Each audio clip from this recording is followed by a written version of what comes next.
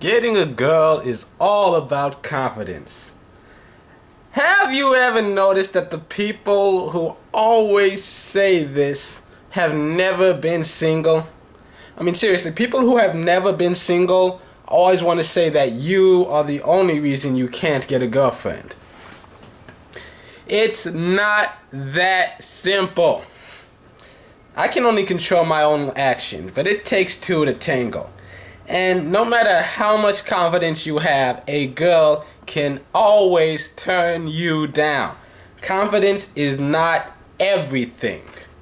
Sure, having confidence definitely helps. I mean, if you don't have the confidence to ask a girl out in the first place, you're never gonna get a girlfriend. But just because you have the confidence to ask a girl out doesn't mean she's going to say yes. I mean, you could be ugly, dumb as shit, have no sense of humor. I mean, there are still a lot of other reasons that a girl could say no. I mean, ask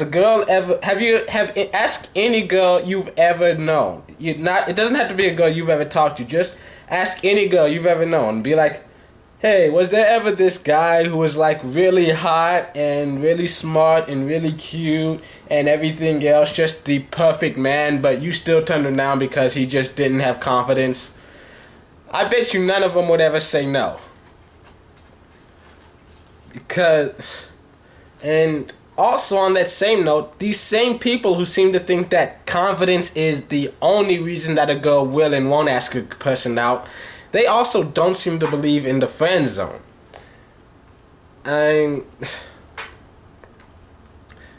That's because they've never been there. I mean, even now, more and more girls are starting to admit that, yes, the friend zone does exist, and they put a lot of guys in there. And it's like, there's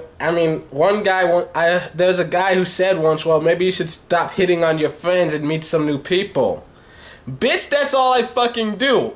I have so many friends because I'm hitting on complete and total strangers.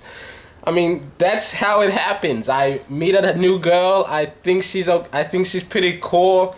I ask her out, and we end up becoming besties. That's how it works.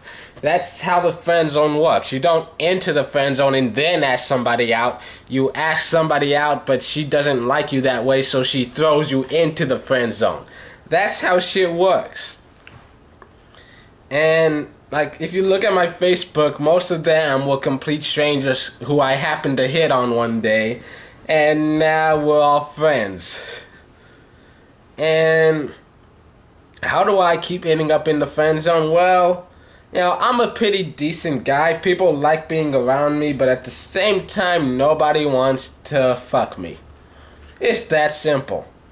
You know, girls, they like companionship, but at the same time, they only get horny for certain types of people.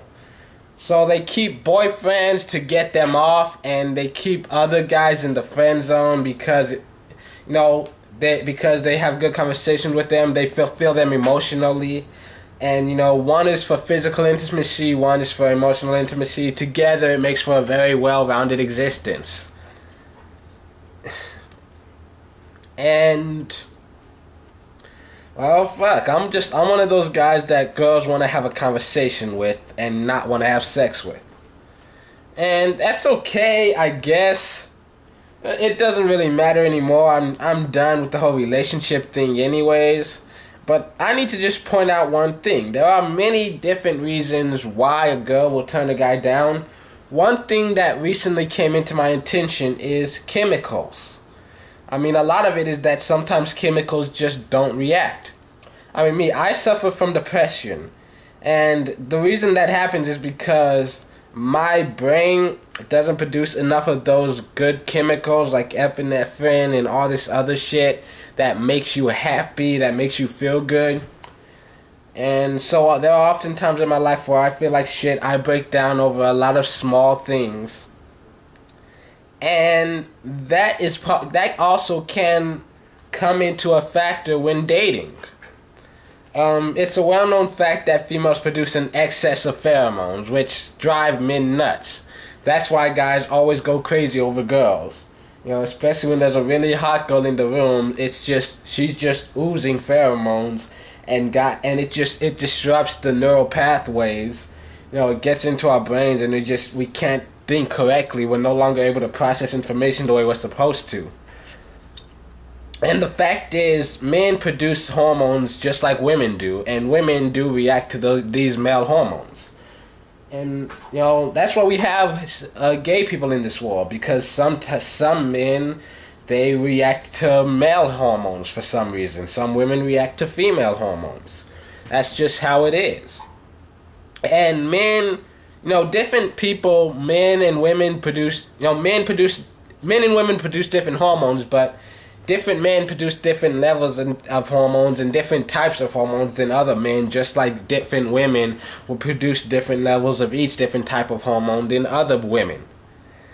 And, you know, just like I have a hormonal imbalance that affects my brain, I might possibly have a hormonal imbalance that affects my sex life. I mean, I don't know for sure. I haven't tested for hormone levels as far as like sex hormones are concerned and stuff like that. But it's very possible that I just secrete none of the good shit that girls really like.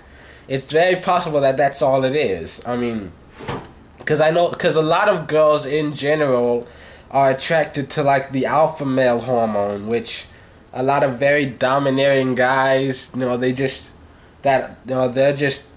it seems like they're oozing confidence, but it's not confidence that you're smelling. You're smelling that alpha male hormone. It's just bouncing out of every pore in their body. It's just how they were born. And that doesn't come from confidence. You know, the confidence comes from that hormone.